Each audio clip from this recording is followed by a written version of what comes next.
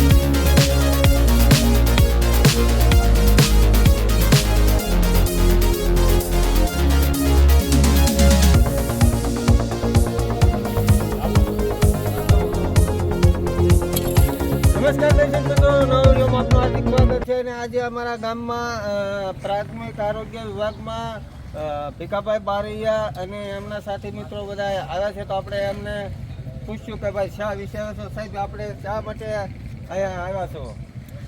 આજે ઘેટી ગામે એટલે 17 તારીખના મોદી સાહેબના જન્મદિવસ નિમિત્તે ગુજરાતમાં અને આખા દેશમાં જે સ્વચ્છતા અભિયાનનો જેમણે વર્ષોથી, જેમ કે મોદી સાહેબ લાલ કિલ્લા ઉપરથી પણ કે આપણે સ્વસ્થ રહીશું તો આપણે નિરોગી રહીશું, એવી જ સોપાન સાથે એમણે અનેકવાર આપણને સૌને ટકોર કરી છે.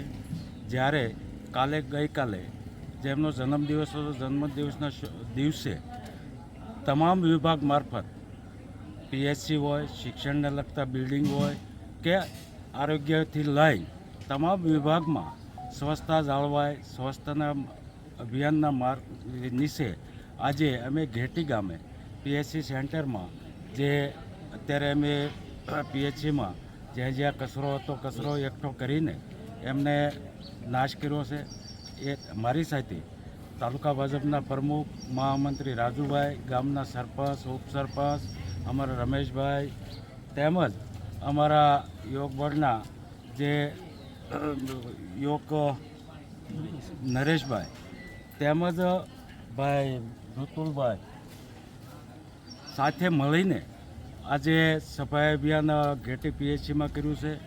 એવી જ રીતે જે મોદી સાહેબનો જે સંકલ્પ છે એ સંકલ્પને પૂરો કરવા અને આખા દેશમાં જે અભિયાન શરૂ છે ત્યારે કોઈ પણ ગામડું બાકી ન રહે અને એક વિભાગમાં જે સ્વચ્છતાના ભાગરૂપે તમામ વિભાગમાં જઈને સાથે મળીને સ્વચ્છતા કરી છે અને કાયમી માટે સ્વસ્થ રહે. અને અહીંયા જે કંઈ દર્દીઓ આવે દર્દીઓને પણ અમે આહ્વાન કરીએ છીએ કે ભાઈ આપણે નિરોગી રહેવું છે તો આપણે આપણા ઘરે પણ સ્વસ્થ અને સુંદર રાખીએ. આ માટે આજે અમે ઘેટી ગામે આવ્યા. ધન્યવાદ આપ સાહેબ શ્રીનો. અમારા ગામમાં આવી આપણે સરસ મજાનો કાર્યક્રમ કર્યો એ બદલ આપનો ખૂબ ખૂબ આભાર. તો બે શબ્દ આપણે નૂતનસિંહને પણ પૂછ્યું.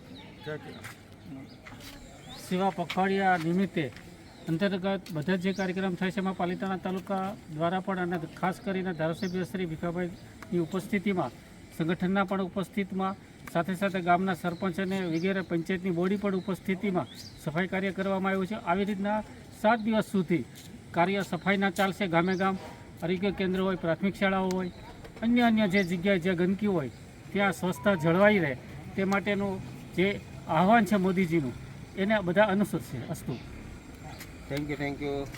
નૂતનસિંહનો પણ ખૂબ ખૂબ આભાર અને અમારા ગામના સરપંચ, ઉપસરપંચ, તમામ મિત્રોનો ખૂબ ખૂબ આભાર કાર્યક્રમ કરવા બદલ. જય હિન્દ, જય ભારત.